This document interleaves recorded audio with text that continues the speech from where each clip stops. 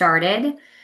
Whether you're joining live or virtually, I want to welcome you to our session on going after your big goals without the burnout. And so, the reason that I developed this webinar format is we have a tendency as high achieving professionals to set really aggressive, really big goals, and then we tend to burn out by like March. And so, what I really want to focus on today is giving you a framework to reclaim your time, your energy, and your impact in a way that is aligned with your values. And the way that we do that is with my Align framework. So if we haven't met before, hi, my name is Sheena Lance-Nold. I am a work-life synergy coach. I focus on leadership and executive coaching as well as talent development consulting. And so um, as we're getting started here, I want to just share a high level overview of my background and my experience. I do have my master's in positive psychology coaching. So, a lot of what we're going to focus on today is really based on research based frameworks and practices that can really help you set values based goals, but also implementing behavior change strategies in order to achieve those goals. And so I want to start by introducing my Align framework. Align stands for articulate your values, lay out values-based goals, implement habits, grapple with limiting beliefs, and then navigate growth because it's an ever-evolving process. And so we do have to repeat that pretty consistently. And so what I want to do today in this workshop is take you through this framework in a way that you can go through this process today. You can save this recording and go through it later, but it's really intended to give you the steps that you can do throughout this process. And this is actually something that I recommend doing about once a quarter, just because we can go on autopilot and then we forget to check in with ourselves on what we're doing, why we're going after a specific goal, and whether or not it even aligns with our values anymore. So, starting with articulating your values. When we do not make decisions rooted in our values, that misalignment can really drain us. And so, what we want to start with is establishing what is most important to me right now in this season of my life. So, I'm going to invite you to write down 3 values that you want reflected in your life. If you were to think about 3 things over the course of the next year in 2026 that you really want to bring forward, what would those 3 values be? And I'll give you just a few moments to write those down. And you can jot them down on a piece of paper. You can put them in the notes app on your phone, whatever's going to help keep this exercise top of mind for you. That's what I recommend doing. And so after you have those 3 values written down, what I want you to do is circle the one that you recognize you've been neglecting the most. And if you have a hard time understanding whether or not you've been neglecting it, what I find a lot with my clients is they feel that they feel that pull of doing something while they're doing something else. So I should be spending more time with my kids while I'm at work, or I should be pursuing this hobby or this habit or this thing because everybody else is.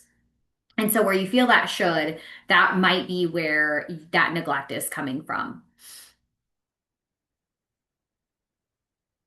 And so once you identify that value that you really want to lean into, and maybe it's more than one value, we're going to go to the next step of the process, which is to lay out values-based goals. So the way that we set a values-based goal is by identifying if this value were fully alive in your life, what would change? What would be different about how you're operating today if you were fully engaged in living out this value? And think about this in terms of the impact that you would have on your friends, your family, your coworkers, your kids, your partner, whoever it is. What would that impact be? And then think about what would that impact be on you? What would feel different for you if you were living fully in alignment with that value? And we'll take you through an example too, once we go through all the steps. So once you've thought about that, once you've really identified, what is that values-based goal? What is something that you really want to focus on? Then we look at implementing an aligned habit. So your impact is built in your habits, not just your intentions. And so most of us tend to be very reactive with our day-to-day behaviors. What is one daily or weekly habit that you could implement that would make honoring that value inevitable? So I'll give you a specific example. Let's say maybe family time is something that it's a value, it's something that you want to have more of. If you wanted to have more family time and your values-based goal for 2026 was to spend more time as a family, there are a lot of different ways that you could achieve that goal, right? There are lots of different things that you could do. And when I work with clients on behavior change, typically what I think about, what I coach them on is let's treat this like an experiment. Let's experiment with a few different ways that you can spend more time as a family and see what works best for your family. So maybe that is spending some time playing a game after dinner.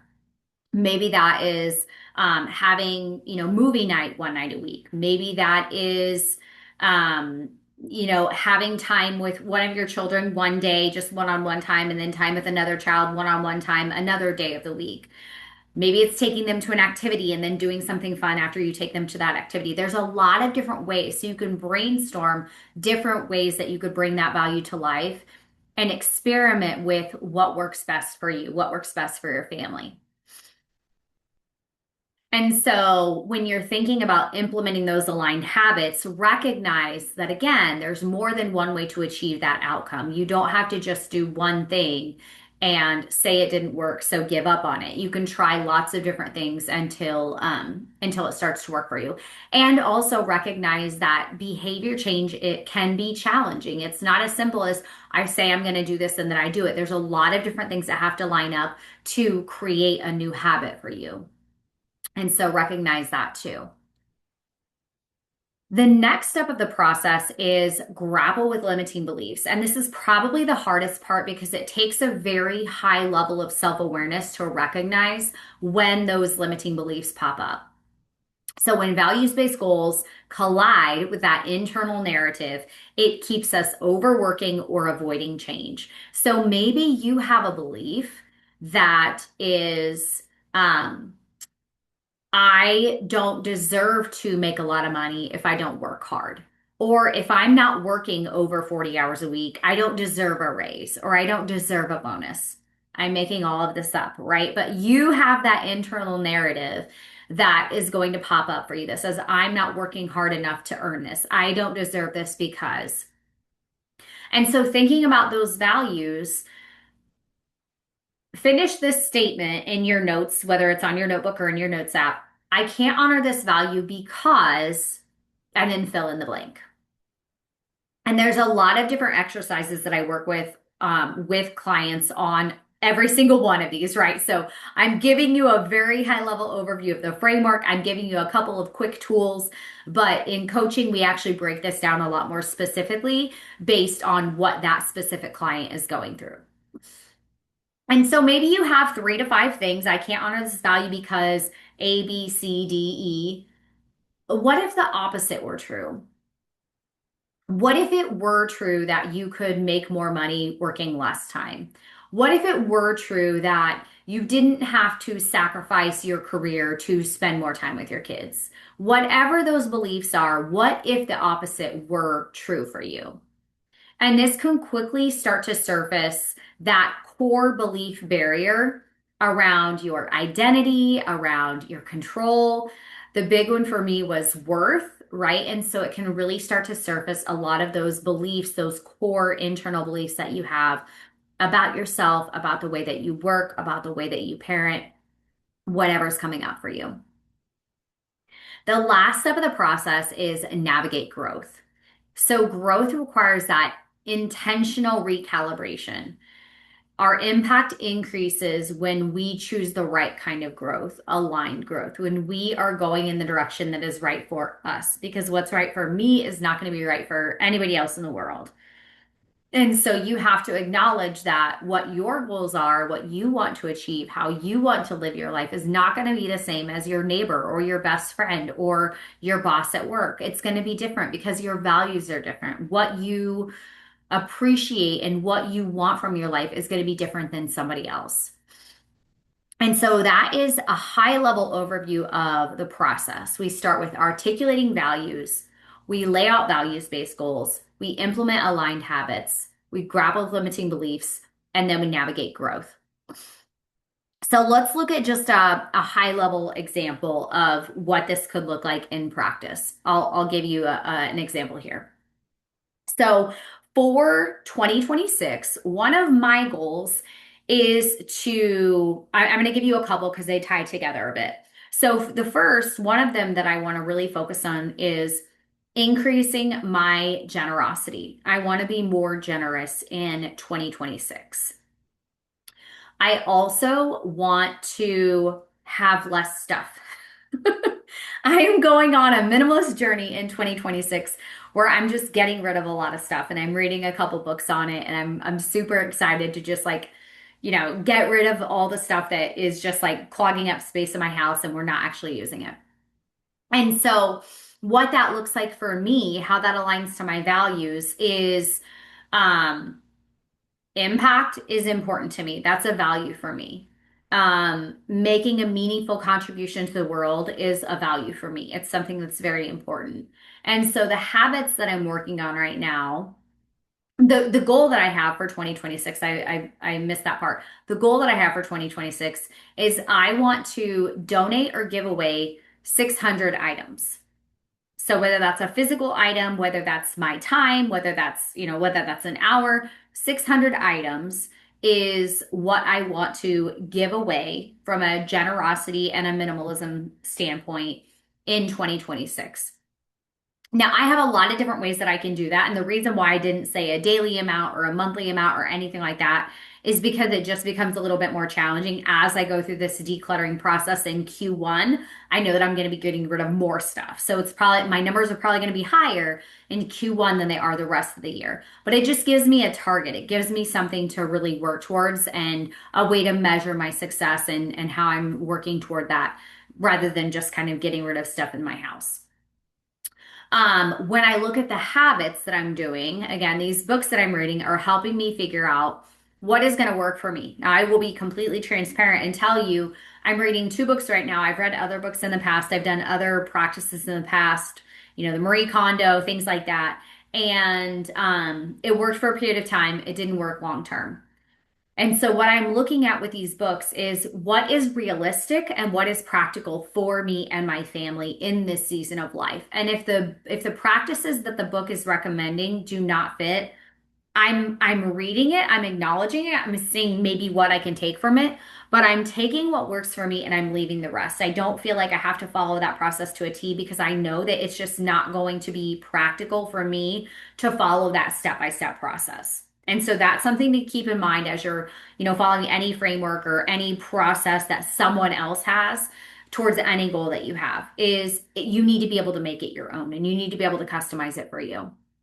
And so with that, what I'm going to do is I'm going to start tracking what I'm giving away. And I have a process of going through each room and kind of doing an initial um, scan of what are the things that are valuable to me, what are the things that I see a lot of use in, what are the things that are literally just collecting dust, and then getting rid of those things and putting it into piles of donating, collecting, or keeping, and then throwing away what is trash and that I no longer need.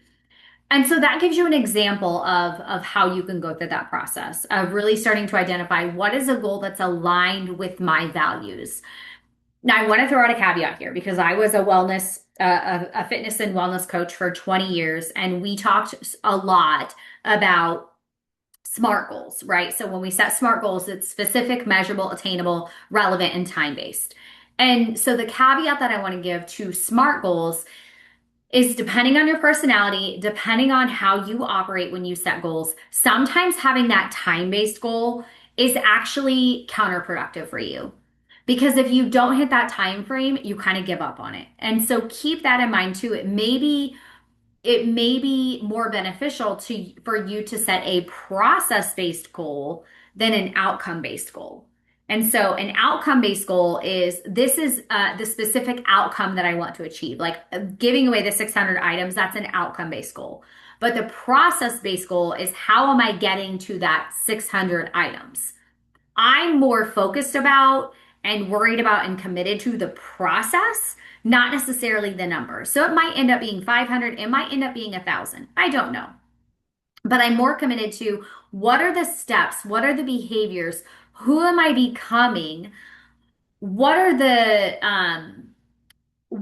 new challenges that are coming up for me? How am I growing as a person to be someone who values minimalism, values generosity, and what does that look like on a day-to-day basis for me? And so that's something to think about as you're setting these goals, as you're establishing what's important to you. And again, checking in with yourself because if you're feeling a lot of pressure, if it feels really constrictive when you think about your goal, that probably is a clue that it may be misaligned. Not always. It may just be something that's stretching you, but we also have to consider what's the balance between the challenge of this goal and the support that you need to actually achieve it. And we have to be able to bridge that gap between the support and the challenge. So I hope this was helpful. If you'd like to work through your own process, reach out to me. I love kind of going through this goal setting process. And so if you'd like to chat through this with me, I'd be happy to do a complimentary appointment where we can just kind of go through that goal setting process with you and help you set values-based goals for 2026. Thanks so much.